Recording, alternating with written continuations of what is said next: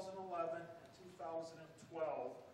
This budget is bare bones for the Department of Ag Trade Consumer Protection, but that's all right.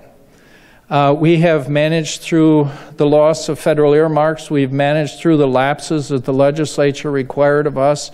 And then in the directive to our agency, when we submitted our budget to the Department of Administration, we were told that we were supposed to request $1.7 million less than we would have normally requested in a normal budget cycle, because it is important that those monies get targeted into education, into transportation, into those kinds of things that build our communities and not just the department.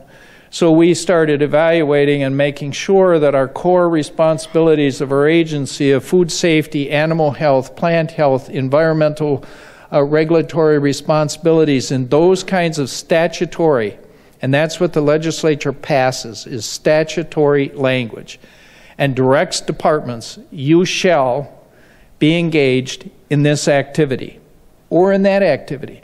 So we review those to make sure that we are meeting our statutory obligations. Does that mean that some of the things that I would love to do aren't there? Yes. It is very challenging when there are some things, man, you know what? Buy local, ADD, all those. I would love to go around and hand out checks. Man, that would make me feel good. Go around and hand out checks to a few people to get some benefit from the state of Wisconsin. But unfortunately, our responsibility is not to hand out checks. Unfortunately, our responsibility is to meet the core obligations of the agency. So we submitted a budget that is in that light. So the budget is very bare bones. I will tell you that we started the process of restructuring Ag Chem Cleanup Program and the Ag Chem Management Program, so that those programs, that segregated funds, you saw the chart that Paul had up earlier, that's in the segregated fund area, and those programs are created for very specific purposes: chemical spill cleanup or chemical management responsibilities of the state of Wisconsin, and the related services of those management responsibilities. And so we started the process. It's not done, but the governor went as far as he financially was capable of doing in this particular budget.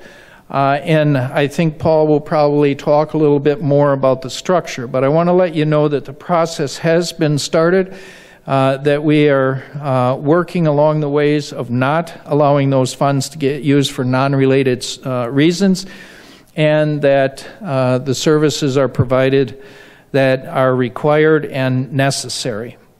We also required, or I shouldn't say required, we requested $7 million in bonding authority for SWARM grants. That's soil and water management grants that go out to counties for cost sharing. When they're working with you and remediation issues, we send some money out to the counties and they use it for cost sharing activities. And we requested that, and that was put into the budget. If you had listened to the governor's speech at all, and you may have or may not have his budget address, he referenced both the Babcock Hall, which is at the University of Wisconsin, that is needing of renovation drastically.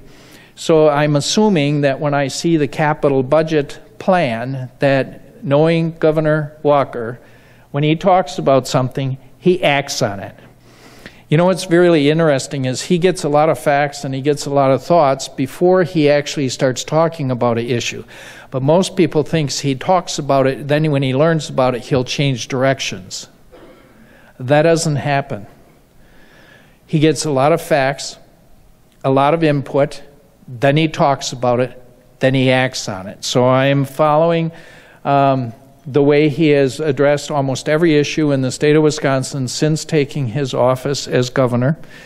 And I expect that I will see a Babcock Hall renovation in the capital budget.